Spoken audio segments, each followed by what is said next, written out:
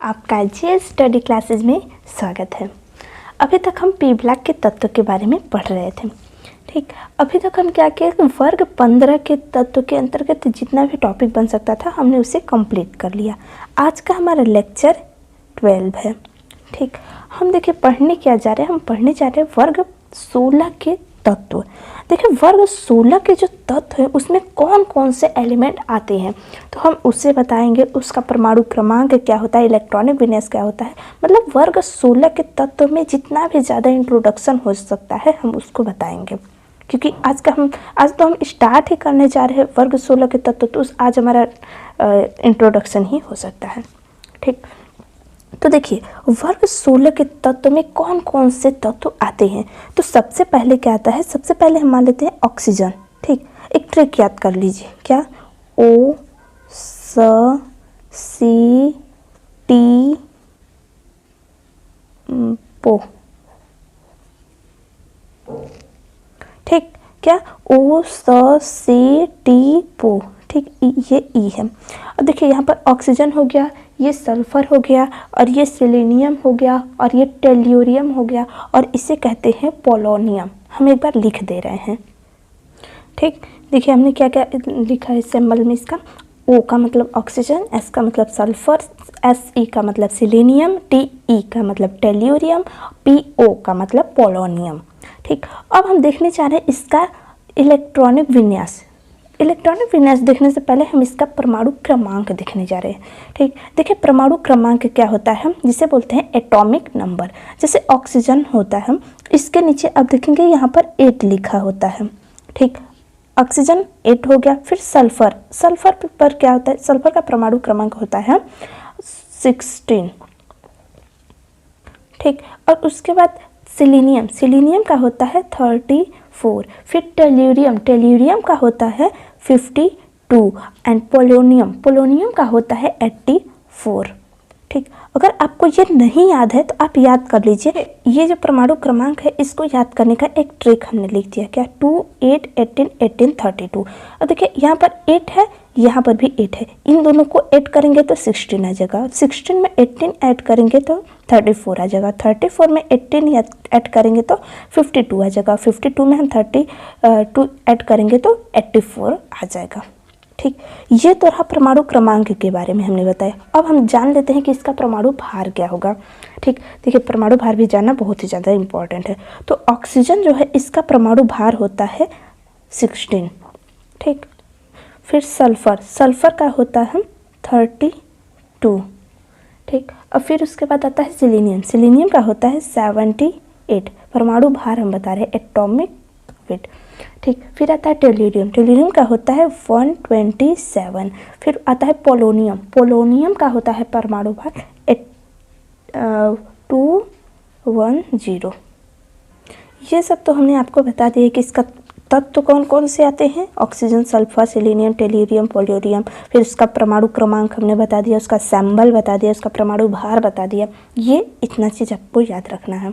फिर उसके बाद हम आपको बताने जा रहे हैं इलेक्ट्रॉनिक विन्यास। ठीक, देखिए वर्ग 60 के तत्व का इलेक्ट्रॉनिक विन्यास भी याद रखना बहुत ही ईजी है। क्या, बस याद रखिएगा NS2NP4। ठीक, देखिए हम क्यों बोले हैं NS2NP4, हम एक तत्व का पहले इलेक्ट्रॉनिक विन्यास ज्ञात करने जा रहे हैं। जैसे ऑक्सीजन हम मान ले रहे हैं। ठीक, देखिए हम क्या लिखेंगे, यहाँ पर हम लिखने जा रहे हैं ऑक्सीजन। ठीक, अब इसका परमाणु क्रमांक कितना है, 8, और इसी का ना हम इलेक्ट्रॉनिक विन्यास ज्ञात करते हैं।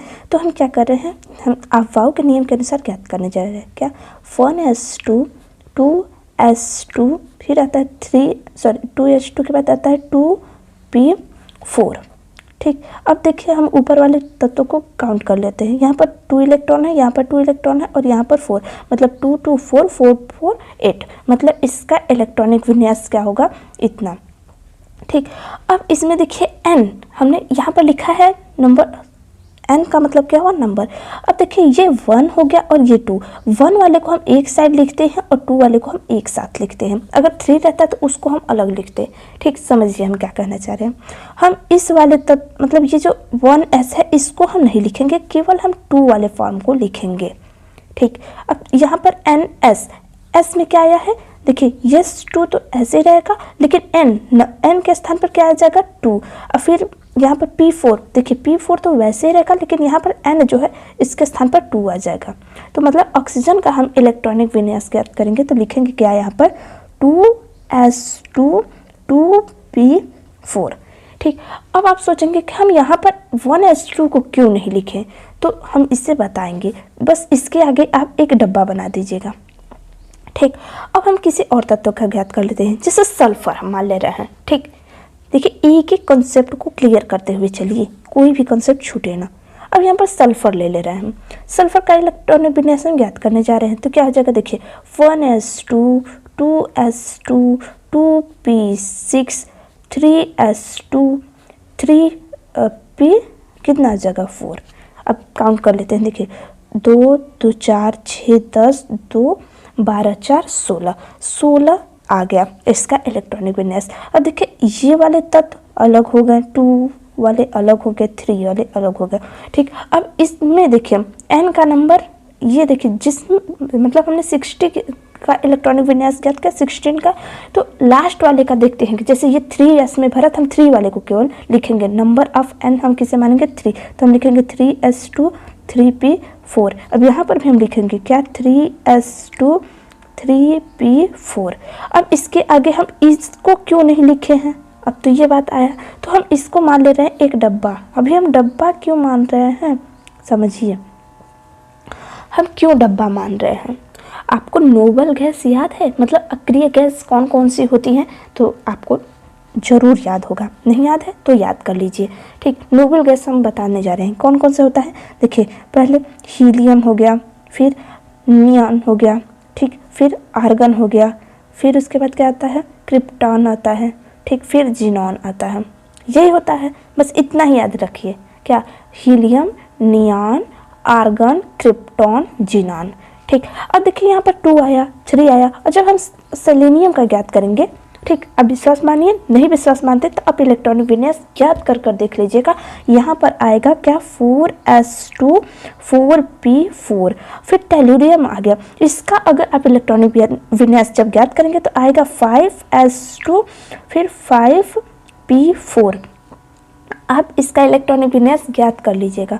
ठीक, फिर उसके बाद इसका आएगा 6s2 6p4। अब इसके आगे एक डब्बा, फिर यहाँ पर एक डब्बा। हम डब्बा क्यों बना रहे हैं, देखिए ये जो अक्रिय गैस है हीलियम क्या होता है, हीलियम मतलब 2 4 इस रूप में रहता है। मतलब क्या हुआ, इसका इलेक्ट्रॉनिक विन्यास अगर हम हीलियम का ज्ञात करेंगे तो क्या आएगा 1s2।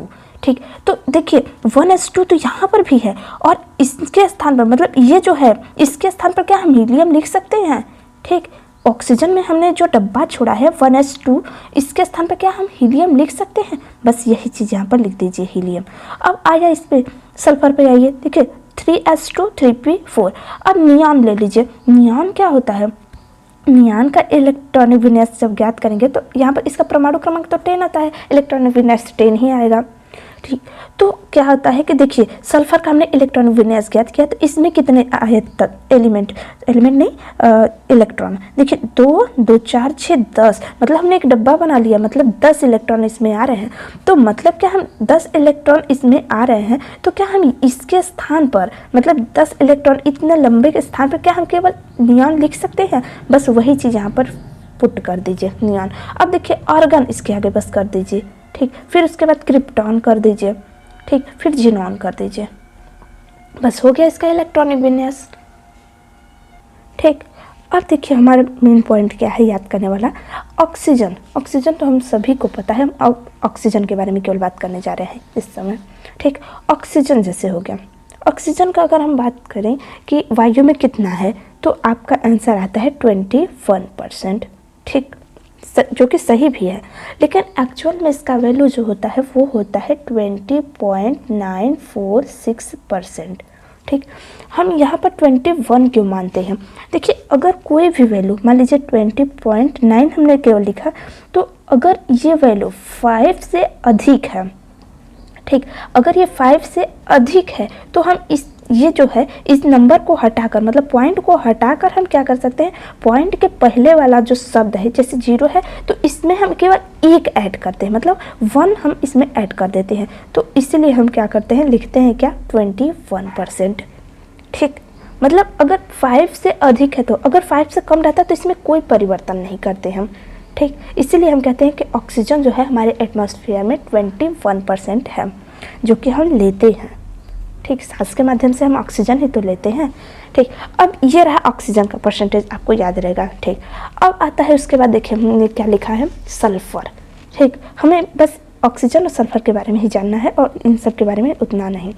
सल्फर के बारे में अब हम जान लेते हैं।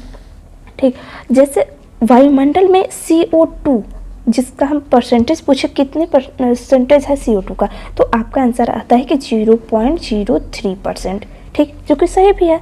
इसी तरह सल्फर जो है इसका भी अगर परसेंटेज पूछा जाए कितना है तो 0.03 ही है सल्फर का भी परसेंटेज। ठीक, आप याद रख सकते हैं कि जैसे CO2 का कितना परसेंटेज है एटमॉस्फेयर में, तो 0.03। उसी तरह सल्फर जो है इसका होता है परसेंटेज 0.03। ठीक, ये रहा सल्फर का परसेंटेज एटमॉस्फेयर में। और एक पॉइंट याद रखिए कि ये जो सल्फर है केवल इसी फॉर्म में रहना पसंद नहीं करता है। ये क्या करता है, सल्फर को अगर आप अक्सर देखेंगे तो सल्फर जो है यह सल्फेट के रूप में रहता है, मतलब SO4 के रूप में अक्सर।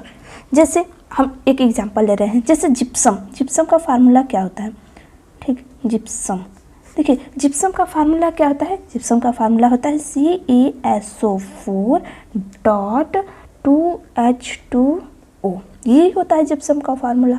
इसमें अगर आप देखेंगे तो इसमें होता है जो कैल्शियम वो सल्फेट के रूप में है। ठीक, कैल्शियम सल्फेट। इसी जिप्सम को हम अगर नाम इसका दें तो क्या हो जाएगा, कैल्शियम सल्फेट। जो कि ये देखिए सल्फर का है तो सल्फर के ही तो रूप में है, लेकिन ये सल्फेट बना लिया है। ठीक, अक्सर सल्फर सल्फेट के रूप में रहता है।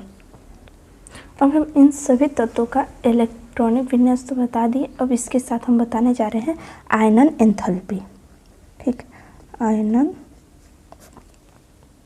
देखिए इन सभी तत्वों में, मतलब ऑक्सीजन, सल्फर, सेलेनियम, टेल्यूरियम और पोलोनियम में अगर हम ऊपर से, ठीक, ऊपर से अगर नीचे आ रहे हैं तो इसका क्या होता है कि आयनन एंथैल्पी का मान घटता है। ठीक, ऊपर जाने पर बढ़ता है, नीचे जाने पर आयनन एंथैल्पी का मान घटता है। और इसी के तरह, मतलब आयनन एंथैल्पी की तरह ही विद्युत ऋणात्मकता भी ऊपर से नीचे जाने पर घटता है। ठीक, इसे हम इस फॉर्म में दिखा दे रहे हैं कि ऊपर से अगर हम नीचे जा रहे हैं तो इसकी विद्युत ऋणात्मकता क्या होता है, घटता है, और नीचे से हम ऊपर जा रहे हैं तो इसका विद्युत ऋणात्मकता का मान बढ़ता है, लेकिन ऊपर से नीचे जाने पर इसका विद्युत ऋणात्मकता का मान घटता है। ठीक, मतलब आयनन एंथैल्पी और विद्युत ऋणात्मकता दोनों ही एक ही जैसा व्यवहार करते हैं। अगर इसका हम गलनांक देखें, मेल्टिंग पॉइंट, ठीक, MP, मेल्टिंग पॉइंट अगर देखा जाए तो ऑक्सीजन, सल्फर, सेलेनियम, टेल्यूरियम और पोलोनियम में यहाँ से, मतलब ऑक्सीजन से ले करके टेल्यूरियम तक इसका मान बढ़ता है। ठीक, ऊपर मतलब छोटा दिखा दे रहे, नीचे का मान बढ़ता है। ठीक, लेकिन इसके लिए पोलोनियम के लिए क्या होता है कि इसका मान घट जाता है। ठीक, और इसी तरह मेल्टिंग पॉइंट होगा, बॉइलिंग पॉइंट, मतलब ये गलनांक हो गया, आप क्वथनांक देख ले रहे हैं। ठीक, बॉइलिंग पॉइंट। ठीक, इसके लिए क्या होता है, इसके लिए भी सेम यही, मेल्टिंग पॉइंट और बॉइलिंग पॉइंट एक ही जैसे हैं, मतलब ऊपर से नीचे जाने पर, ठीक, टेल्यूरियम तक तो बढ़ता है बॉइलिंग, लेकिन जैसे ही हम पोलोनियम में आते हैं इसका बॉइलिंग पॉइंट भी कम होते जाता है। एक बार फिर से हम आपको बताते रहे एक एक पॉइंट जो हम आपको बताए हैं। ठीक, हम देखिए सबसे पहले आपको क्या बताते हैं, सबसे पहले हम बताते हैं कि ऑक्सीजन, सल्फर, सेलेनियम, टेल्यूरियम और पोलोनियम का साइन क्या होता है। फिर उसके बाद हमने देखा है कि इसका परमाणु क्रमांक क्या होता है। ठीक, सबका परमाणु क्रमांक बताएं, उसका ट्रिक भी हमने बता दिया कि इसमें 8 ऐड करेंगे तो 16 आएगा, 16 में 18 ऐड करेंगे तो 34 आएगा, 34 में 18 ऐड करेंगे तो 52 आएगा, 52 में हम 32 ऐड करेंगे तो 84 आएगा। फिर उसके बाद हमने इसका एटॉमिक मास भी बता दिया। फिर उसके बाद हमने इलेक्ट्रॉनिक विन्यास ज्ञात करना आपको बता दिया। फिर एक ट्रिक के भी माध्यम से ये भी कि मतलब इसमें हम कैसे डब्बे में भरे, कौन सा अक्रिय गैस पहले आएगा। फिर कुछ हमने तत्वों का इलेक्ट्रॉनिक विन्यास ज्ञात करके भी बताया आपको। फिर हम आपको बताएं कि ऑक्सीजन जो है यह एटमॉस्फेयर में 31% पाया जाता है और CO2 जितना एटमॉस्फेयर में है उतना ही उसी के लगभग सल्फर ही पाया जाता है 0.03%। और हमने आपको बताया कि सल्फर जो है अक्सर सल्फेट के रूप में रहता है। जैसे एक एग्जांपल हमने दिया CaSO4.2H2O। ठीक, अब हम आपको बताना चाह रहे हैं कि इसका आयनन एंथैल्पी क्या होता है। आयनन एंथैल्पी ऊपर से नीचे जाने पर घटता है। इसी तरह विद्युत ऋणात्मकता यह भी ऊपर से नीचे जाने पर घटता है। केवल 2-3 तत्वों के लिए नहीं, ये पूरे तत्वों के लिए हमने आपको आयनन एंथैल्पी बताया है। और विद्युत ऋणात्मकता मतलब ऑक्सीजन से पोलोनियम तक ऊपर से नीचे जाएंगे तो इसका आयनन एंथैल्पी और विद्युत ऋणात्मकता दोनों मान घटेगा।